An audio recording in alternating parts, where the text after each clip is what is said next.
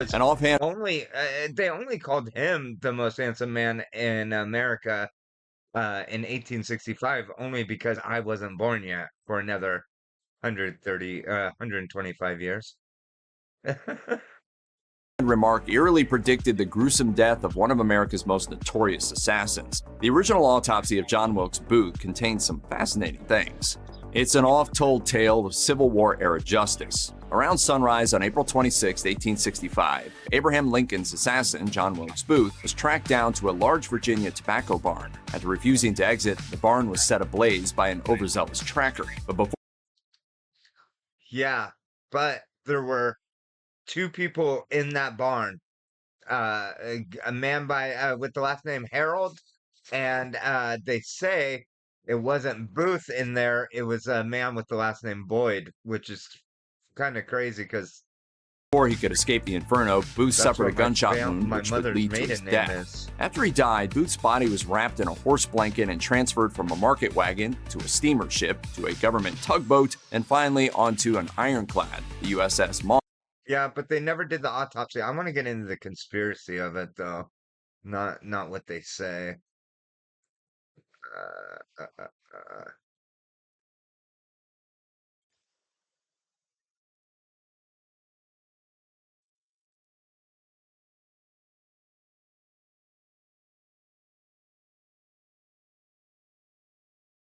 Diary, a Mummy, and the Escape of John Wilkes Booth.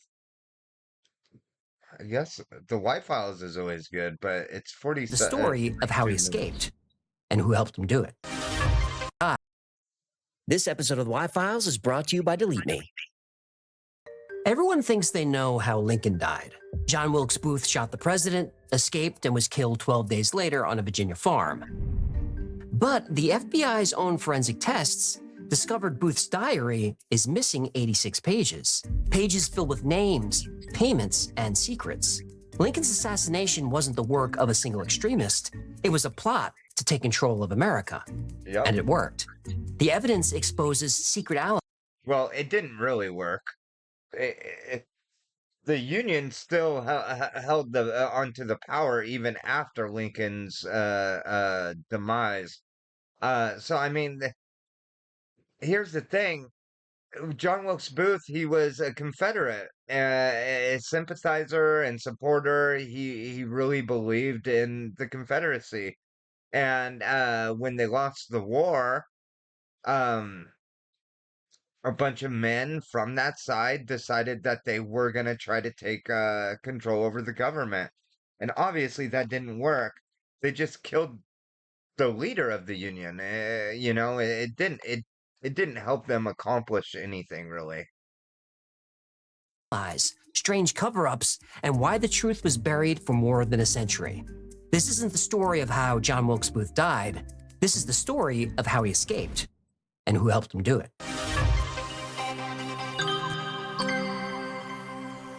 Because if the goal was to assassinate Lincoln and take over the government, he clearly failed, right?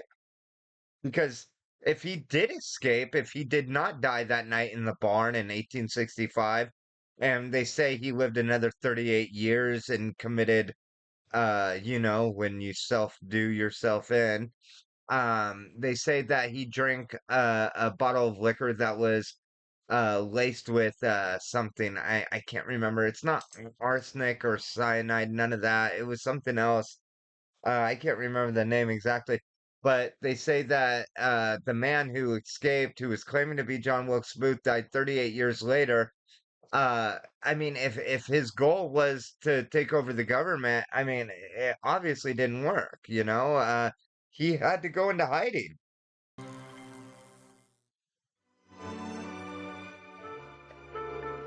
Yeah.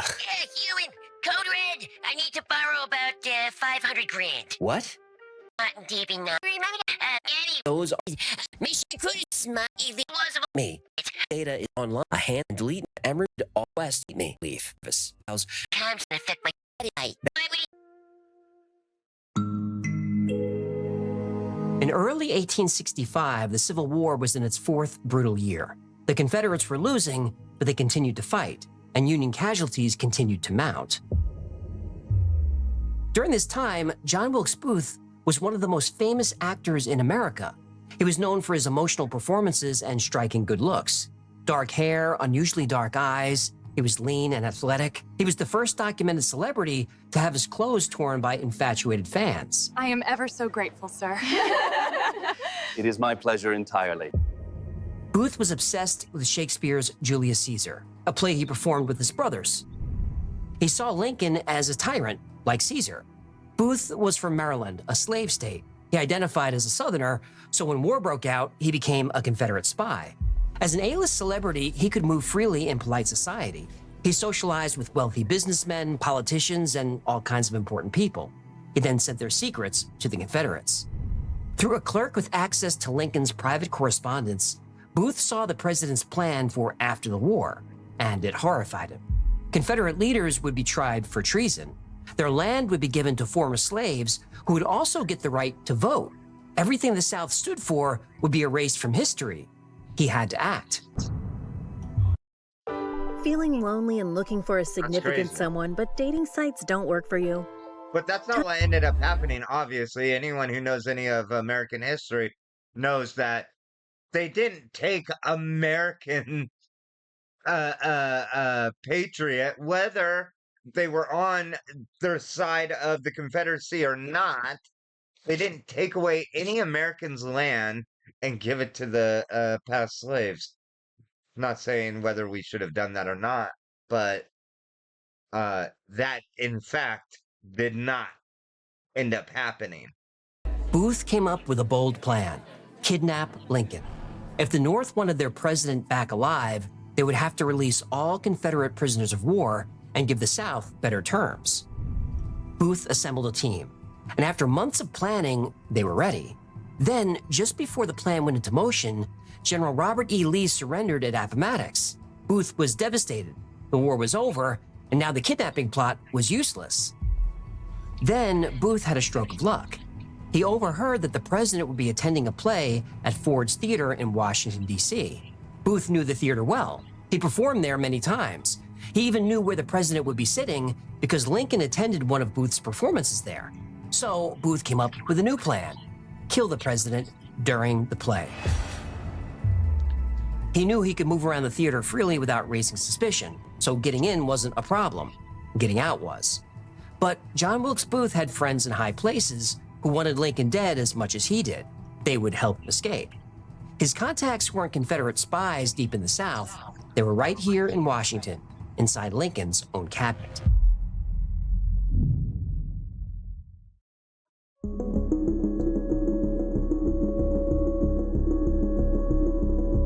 Abraham Lincoln's second inaugural address was about unity. He called slavery a sin, but he avoided placing blame on the South. He famously said, "with malice toward none and charity for all." Lincoln wanted to pardon most Southerners and allow the states to regain their rights, but no slavery. The plan was not universally well received. Like Julius Caesar, Abraham Lincoln was surrounded by enemies. On one side were the Democrats. They wanted a quick return to the status quo. They wanted most Southerners pardoned, and most Democrats voted against freeing the slaves. On the other side were the radical Republicans. They wanted all slaves freed and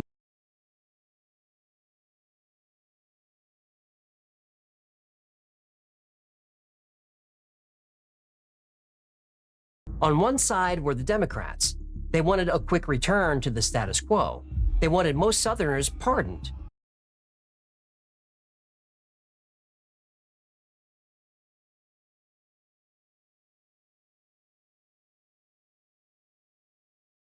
And most Democrats voted against freeing the slaves.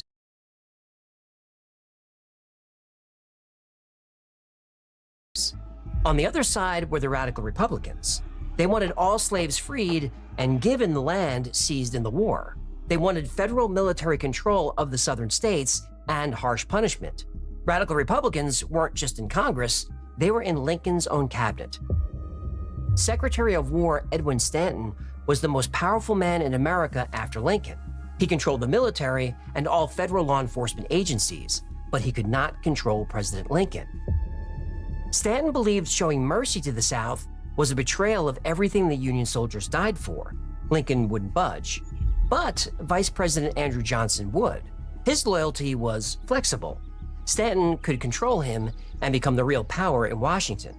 Through his intelligence network, Stanton contacted John Wilkes Booth and gave him everything he needed to kidnap Lincoln. With Lincoln gone, Congress would impeach him, Johnson would step in, and Stanton would control the government. But if the public learned of a coup, it would divide the country. But if Lincoln were kidnapped by a Confederate terrorist, the country would unite, behind Johnson, essentially behind Stanton. Booth was the perfect choice. He was wealthy, famous, and an outspoken critic of Lincoln's. The whole country would believe it. Booth agreed. Stanton gave him Lincoln's schedule, security details, funding, maps of escape routes, everything he needed. But the war ended. The kidnapping plot wouldn't work. Stanton was trying to think of another solution when he learned that Booth was going to kill Lincoln instead. It would happen in public during a play in a Washington theater. Now, Stanton had a decision to make: warn Lincoln and save his life, or let Booth go through with it. Stanton made his choice. He made sure that the assassination would succeed. He removed military escorts and left escape routes open. General Ulysses S. Grant was supposed to join Lincoln at the theater. Stanton gave him different orders. Lincoln requested that Major Thomas T. Eckert be his bodyguard, but Stanton said he was needed elsewhere. He left Lincoln exposed. The more Stanton thought about the plan, the more he liked it. It was clean and dramatic. It was perfect. But as the plot to kill Lincoln unfolded, things would go very, very wrong.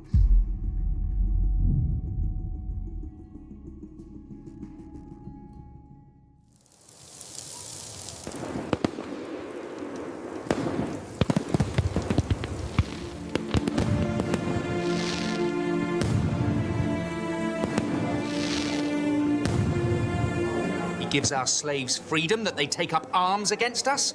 I swear the man's gone mad. You know what he'll do next?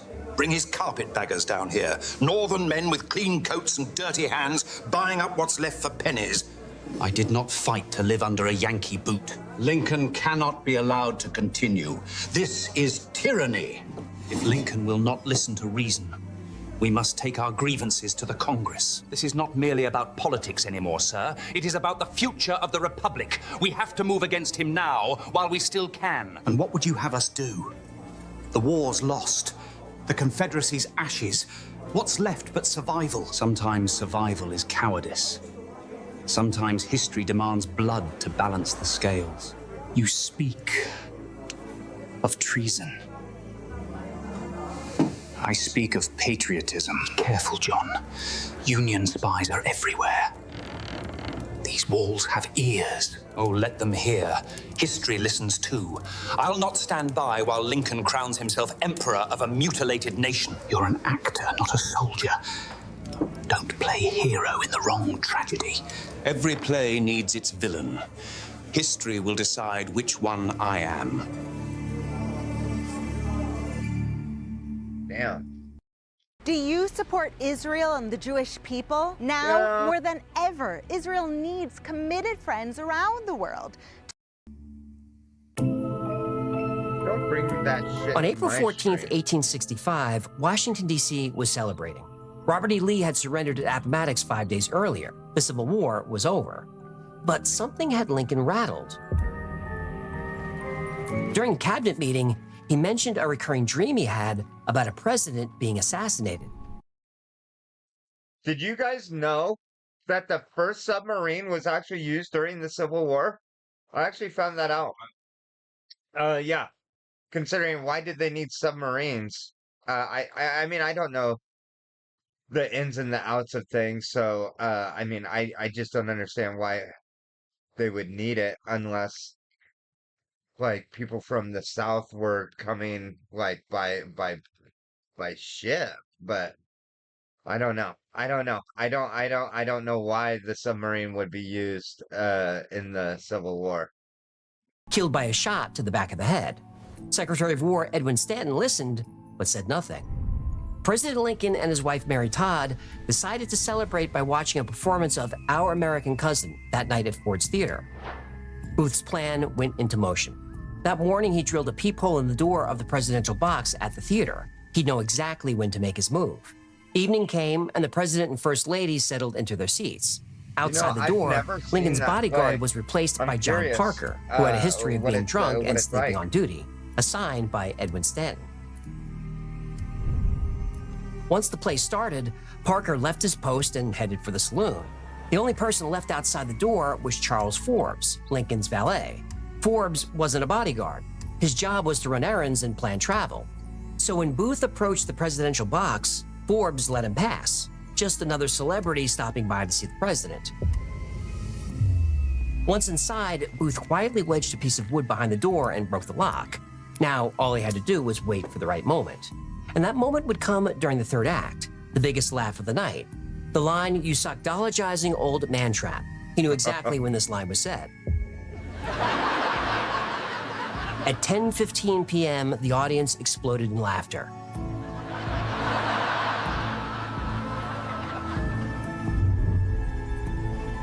Booth stepped forward and raised his pistol. Ever thus to tyrants. One shot, lost in the roar of 1,500 people laughing.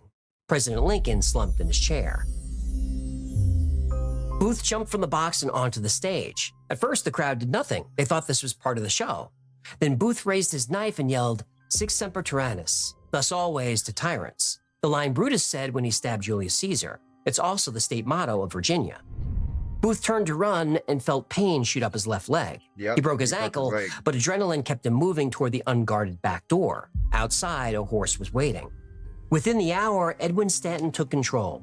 He shut down every bridge leaving Washington except one, the one Booth used for his escape. Everything had gone according to plan. Lincoln was dead, and Stanton would control the investigation himself. There was just one final loose end Stanton had to deal with: John Wilkes Booth.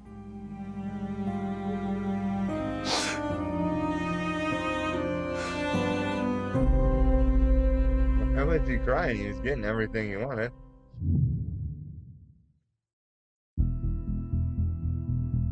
Within hours of Lincoln's assassination, Secretary of War Edwin Stanton mobilized the largest manhunt in American history. I love that they call it Secretary of War, because it wasn't called that until Pete Hegseth, this term with Trump, because it was always Secretary of Defense up until this time, like up until 2025. Every bridge out of Washington was sealed. Every road was blocked. Every farm was TB searched. Road was the reward for password. John Wilkes Booth and his conspirators was a staggering $100,000, almost $2 million in today's money. The authorities preferred him alive, but Edwin Stanton preferred him dead. Booth hooked up with another conspirator, David Harold. Together, they slipped through the Union dragnet and headed toward Virginia. Their first stop was Dr. Samuel Mudd's farm in southern Maryland. Mudd set Booth's broken leg and gave them a place to rest. By dawn, word of the assassination had spread. Mudd, suddenly realizing the danger, forced them to leave. David Harold guided them deeper into Confederate country. They moved at night. They hid in swamps during the day. Other Confederate agents gave them food and newspapers. 6 days later, they crossed the Potomac River into Virginia. They thought they'd be safe in Virginia. The Confederacy was dead, but Confederate sympathy was still very much alive. They found shelter, food, and horses from local farmers who still hated the Union. But the manhunt was closing in. On April 24th, Booth and Harold reached the Garrett Farm near Port Royal, Virginia. Richard Garrett, a tobacco farmer, offered them a place to stay. He thought they were... Man, he has got to be one of the ugliest and scariest looking men I've ever seen. Confederate soldiers heading home want from to the stay war. anywhere near that dude. For 2 days, Booth rested and played with the Garrett children. His broken leg was feeling better. He talked about going to Mexico or maybe heading west. The future looked possible again. But on the night of April 25th, everything changed. 26 soldiers from the 16th New York Cavalry surrounded the barn. They called for the men to surrender or they would set fire to the building. David Harold immediately gave up. He stumbled out of the barn with his hands raised, yelling, "Don't shoot, I'm David Harold." But Booth refused to surrender. As the flames started to grow, a soldier saw a figure moving around inside. The man was holding a rifle. The soldier raised his pistol and shot the man through the neck, severing his spinal cord. He couldn't move, but he could still breathe, but just barely. The soldiers dragged Booth out of the barn. He whispered, "Tell mother I died for my country." By sunrise, John Wilkes Booth was dead. Justice had been served, the case was closed, and America could finally move on. But John Wilkes Booth had a secret.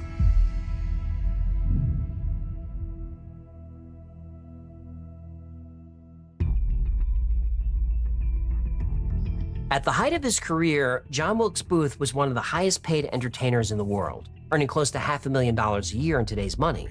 Wow. His career depended on his bachelor image. But in 1859, Booth secretly married actress Isola Martha Mills. Within a year, Isola gave birth to their daughter, Ogarita. Booth quietly supported them. The arrangement worked until the assassination. And after reports of Booth's death, John Stevenson proposed to Isola. He'd loved her for years, but she refused. She quietly told him she was still married. Booth was alive and hiding in San Francisco under a false identity. She was meeting him there in a few weeks. On the other side of the country, a British passport was issued to John Byron Wilkes. Wilkes and his wife boarded the Indian Queen, a former Civil War blockade runner. John and Isola sailed to India. But Isola couldn't stay. The heat, the unfamiliar culture, the isolation. She was pregnant again and couldn't imagine raising a child in India, so she returned to the States. Months passed without a word from Booth, so John Stevenson proposed again. This time she accepted. She needed stability for her unborn child. Stevenson said he would claim the child as his own. Not long after, Isola gave birth to her son, Harry Jerome Stevenson. Back in Bombay, John Wilkes Booth wrote out a last will and testament. He signed it John Byron Wilkes, then mailed it to the States. The will was detailed. Money and property to his wife Isola, his daughter and son, Ogarita and Harry Jerome Stevenson. He named Sarah Scott and Mary Louise Turner as his other daughters by other women. He left money for his personal valet, Henry Johnson, and his wife Sarah, who looked after the children. Word of the will spread. Ulysses S. Grant himself ordered an investigation to locate all the heirs. Eventually, John Wilkes Booth's estate was distributed exactly as the will instructed, but Grant never let it go.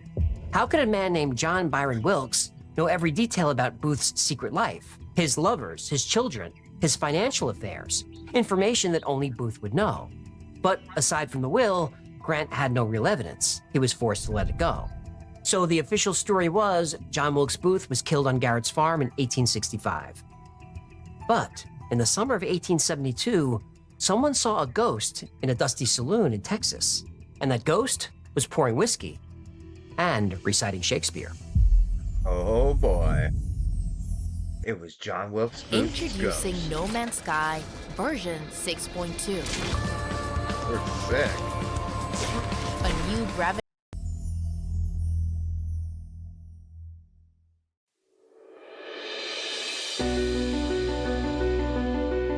The man behind the bar was John St. Helen. Average height, lean build, dark hair going a little gray at the temples.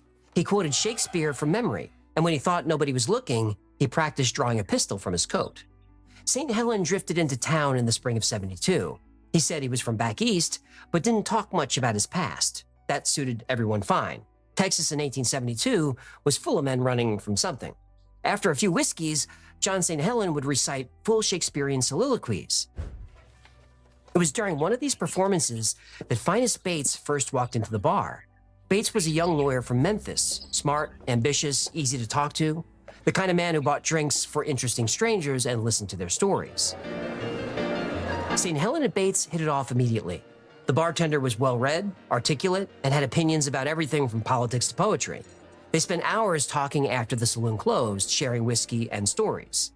Well, Bates shared stories. St. Helen mostly listened. They spoke about the war and the future of the country. St. Helen never mentioned his past.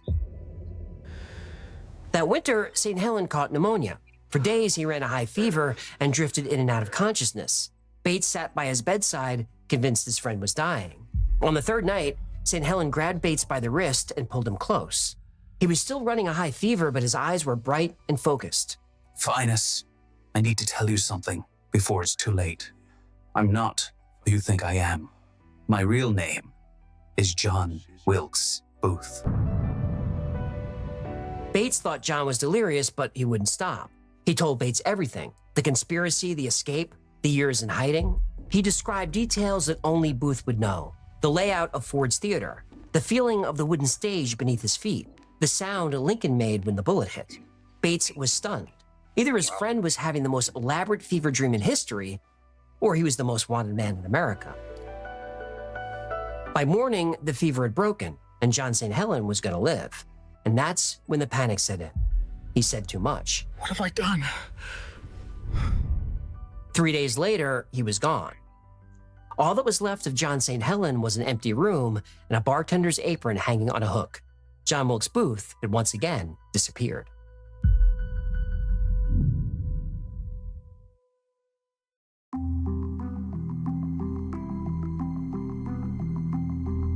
Bates didn't tell anyone about John's confession, but he never stopped wondering, was John St. Helen really John Wilkes Booth, or was that a sick man's delusion? Well, in 1903, a painter in Oklahoma committed suicide. When they searched the man's belongings, they found a handwritten note. It said if anything happens to him, contact a lawyer named Finus Bates.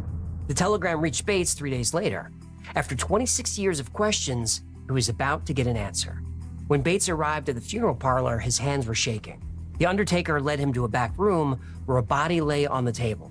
He was told the man was David E. George. Bates pulled back the sheet and stared for a long moment. The man on the table was older and thinner, but it was unmistakable. It was John, going by the name David E. David E. George had been living there for several years working as a painter. He was quiet, he kept to himself, he was forgettable, but he had secrets. David E. George drank too much. He talked to himself. Late at night, neighbors in the boarding house heard him reciting Shakespeare. The landlady, Mrs. Harper, said David George had been acting strange for weeks. He was nervous and paranoid. He kept saying they were coming for him. She thought he meant bill collectors. On January 13th, 1903, David bought a bottle of strychnine from the pharmacy. He told the clerk that he had a rat problem. That night, he drank the poison. He lived long enough to call for a minister. The minister found David writhing on his bed, foam coming from his mouth. The minister held his hand when David made his confession. He whispered that he was John Wilkes Booth, the man who killed Abraham Lincoln. He begged God's forgiveness, and then he was gone. Among David's possessions were newspaper clippings about Lincoln's assassination and the manhunt for Booth. Some pages were yellow with age, there for decades. Bates was convinced. This was John Wilkes Booth. He asked the local authorities to preserve his body. If this really was Booth, then this was the most important corpse in American history. The body was embalmed and put on display. For months, crowds lined up to stare at the preserved remains of David E. George, aka John St. Helen, aka John Wilkes Booth. The mummy toured across the country. It appeared at carnivals, state fairs, and local museums. Doctors examined the body and found intriguing details. The corpse had a broken left leg, just like Booth, a deformed right thumb, also like Booth, and there was a scar on the back of the neck that matched the location of a scar Booth had from a tumor removal. The mummy eventually disappeared into storage and then into legend. But the story continued. John Wilkes Booth had lived for 38 years after supposedly dying at Garrett's farm. So how did Booth get out of that burning barn? Well, he didn't. The man who was shot on Garrett's farm was someone else. Yep.